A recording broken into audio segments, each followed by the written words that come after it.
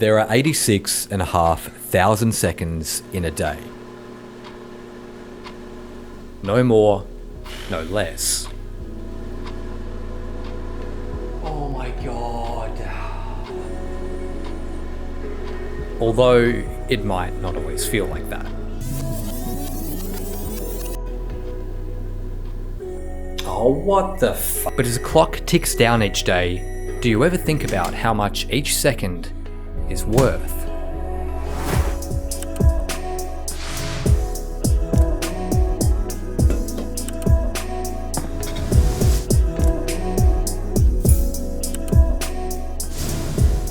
Every morning, many of us wake up, have breakfast, make ourselves coffee, and get ready for jobs that put a figure on it for us.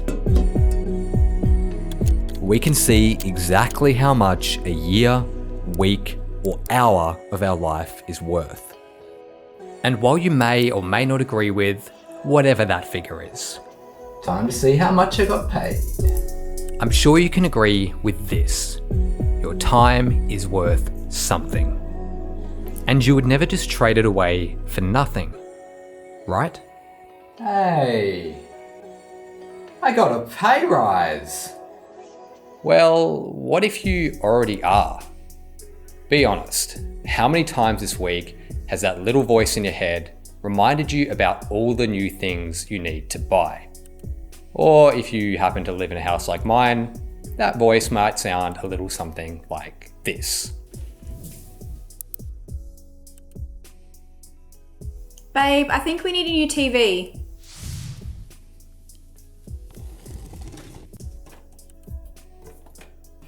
Babe, we need a new vacuum cleaner.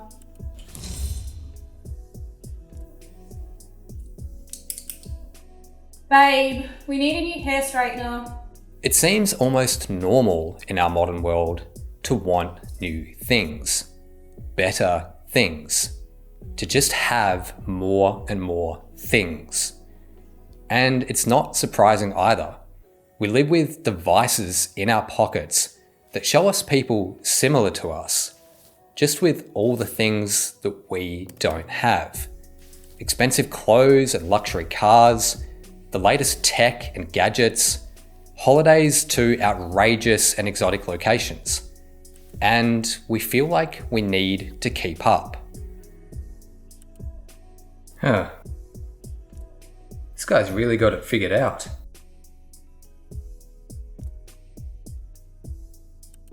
I think I need a hat.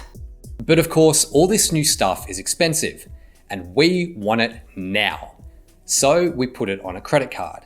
We take out a personal loan or a car loan, and we watch the debt pile up. But then at some point in our lives, there is something else we'll want more of. But there is no amount of debt we can take on to help us get it. In fact, the more debt we have, the harder it is to get more of. I'm of course talking about time. More time spent with those who matter most. More time doing the things that make us happy. More time when seemingly we had all the time in the world. Now, I'm not going to claim that you can get lost time back. Once it's gone, it's gone. But what I will say is there is a way to make sure you have more time for the things that are important. What would you do to have more time for what matters in your life? Would you be willing to give up on all the things you tell yourself you need? This was a question that I asked a friend of mine recently. You see, my friend has debt, more than $35,000 worth of debt, tied up in credit cards and a car loan. And unfortunately, she's not alone. The average Australian credit card holder has about $4,500 worth of debt. It's about $15,000 per card holder in the United States. And at this time of year, those figures actually get worse. Australians racked up more than $18 billion worth of debt during the last Christmas period. That was billions, with a B. Let's come back to my friend for a moment. Currently, she pays about $600 a month off her $35,000 loans. And don't get me wrong, I think it's fantastic that she's tackling this debt. But what I find really interesting is when you divide how much she pays off her loan each month by her hourly rate. Don't worry, I'm not going to bore you with a bunch of number crunching. It comes out at 16 hours a month, or to simplify, 4 hours a week. But what does that number actually mean? Well, essentially, that's 4 hours that she owes to somebody else before her week has even started. If we want to get really depressing with this example, it's actually a lot more than that. Technically, she owes her entire working week to somebody else. Because when you're in debt, your money doesn't belong to you. The money you make from your work doesn't belong to you. And so your time and your effort don't belong to you. That's a gut punch. I know. But I want you to start to look at your debt in this way. It's my hope that you'll start to appreciate the things that you already have and realize you don't need as many new things as you think you do. Because these newer, bigger, better things are eating you alive, especially if the price tag came with debt. Personal loans, including credit cards and car loans, have exceedingly high interest on assets that are usually depreciating in value. Think about how much a car is worth on the lot compared to the moment you drive it off. Or even worse, when you take it back years later to try and sell it back to them. Oh, hi. Seb, is it?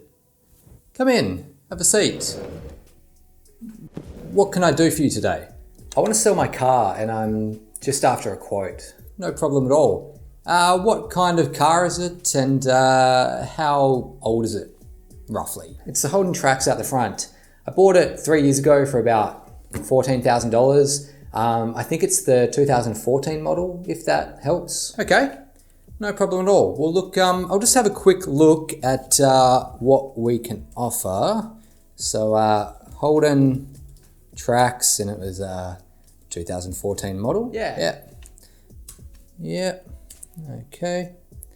All right. Yeah. There we go. So look, I can give you $200 for that one. Are you serious? Did you hear me? I bought this for $14,000. Oof. Ouch. I think you overpaid a bit for that, mate. I bought it from you. Is that right? Yeah. Well, you know how these things go. So, can I still interest you in that $200? 200 big ones, hey? Let's come back to my friend again. I've mentioned that she pays $600 a month off her loans. But what if she didn't have that debt? That would be $600 that she could instead put into her savings or even better into investments and start to watch her wealth grow. This is achieved through the power of compound interest. In my hand, I've got 3 $2 coins, $6. This is the $600 my friend pays every month to the banks. This jar is the potential investments she could be making. Now, at the moment, her jar is empty. That's because at the end of every month, she's got no cash to put into it. Any spare cash has gone to the banks. Okay. Yeah, okay, I think that makes sense. But what if she didn't have that debt? Well, suddenly she's got $600 of spare cash at the end of every month. And she could put that spare cash into her potential investments and use the power of compound interest.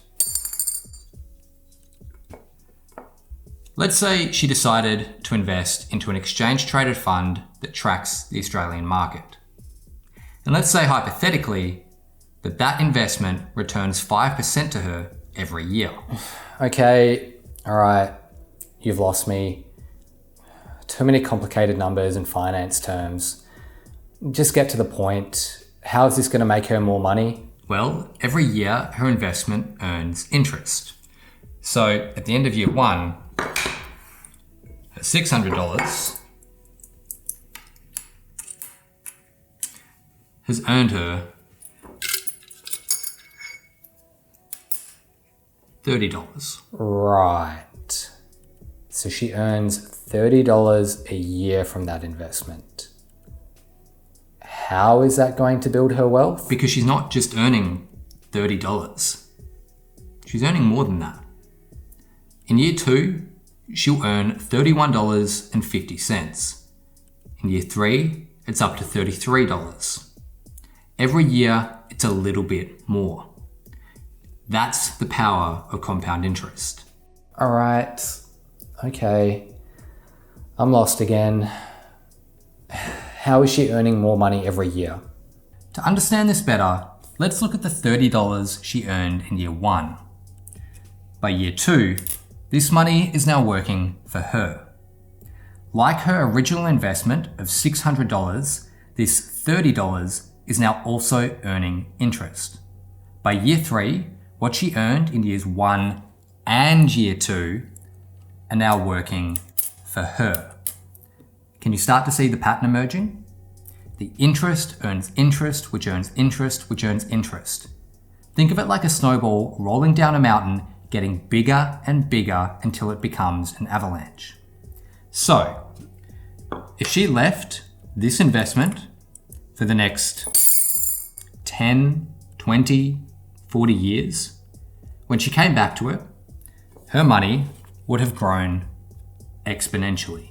In previous videos, I've talked about how to build an emergency fund and ultimately wealth, and how the best way to do that is to reduce your expenses and increase your income. Something I haven't talked about as much though is lifestyle creep. For many of us, as we earn more money, it becomes incredibly tempting to spend more money. We tell ourselves it's not a big deal. We work hard. We earned that extra income and we deserve to treat ourselves. And so the cycle begins anew again. We're buying bigger, better, newer things.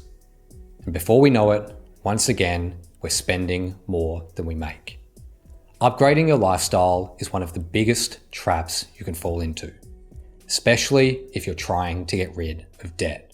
I've said it before and I'll say it again. If you want to build wealth, you need to save more money than you spend. This is a hell of a lot easier to do if you don't have debt. Now at this point, you may be wondering how to go about getting rid of your debt. Your first step should be trying to get it paid off as quickly as possible. Don't settle for minimum repayments. Throw everything you have at these loans. This means sacrifices. Restaurants or takeaway food, new clothes every month, an expensive personal trainer or gym membership, new houseplants, or top-of-the-line pet food. Think to yourself honestly, do I really need this right now? Even cancelling the Netflix or Spotify subscription or giving up takeaway coffee can make a difference. I'm not saying you have to give up all of these things forever. Instead, what I'm saying is give them up for the short term so that you can focus on paying off your loans as quickly as possible. Then you can come back and enjoy these comforts guilt-free. If you're having a hard time, remind yourself why you're doing this and potentially what you can get in return. Once you have your expenses in order, you're going to take whatever is in your savings account and use it to pay down your debt. I know it's comforting to have money in the bank, but remember, right now, that money doesn't belong to you. And as I've discussed before, any interest that you would gain by keeping your money in the bank is being crushed by the interest that your debt is accruing. Just remember to keep enough money for small emergencies. You never know when your dog is going to fight a kangaroo. My last piece of advice is for those with multiple debts, and that is to choose the method you want to use to getting them paid off. One option is to tackle the loan with the highest interest rate first and work your way down towards the loan that accrues the lowest amount of interest. I mean, mathematically, this makes the most sense. Just remember that we are basically big, hairless apes, and what makes the most sense isn't always what's right. We have these pesky things called emotions.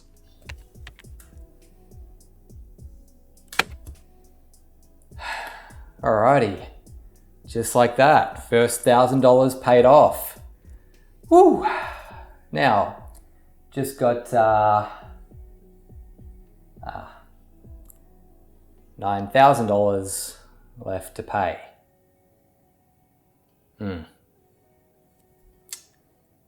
It's a lot harder than I thought it would be.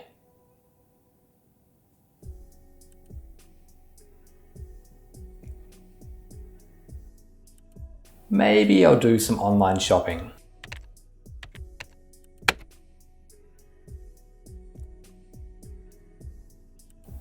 Our little secret. It's for this reason that I suggest trying the snowball method, which, as the name suggests, will see you starting with your smallest loan and building your way up to your largest. This allows you to really build momentum and see progress, especially as you're starting to knock over bigger and bigger dominoes. Research also favors the snowball method, but at the end of the day, go with whatever works better for you. Once your loans are paid off, the money that would ordinarily be going towards them is now 100% yours. And as we've seen, when you have spare cash to either save or invest, magic happens. If you can do this, you'll be able to develop a level of strength and resilience that not many people can say they have. You'll be able to leave behind a life of mindlessly consuming and start to focus on what really matters. And above all, your time will belong solely to you, and you alone will dictate how you spend it and who you spend it with. That's it for today, but if you made it this far, I appreciate it and I appreciate you. See you in the next one.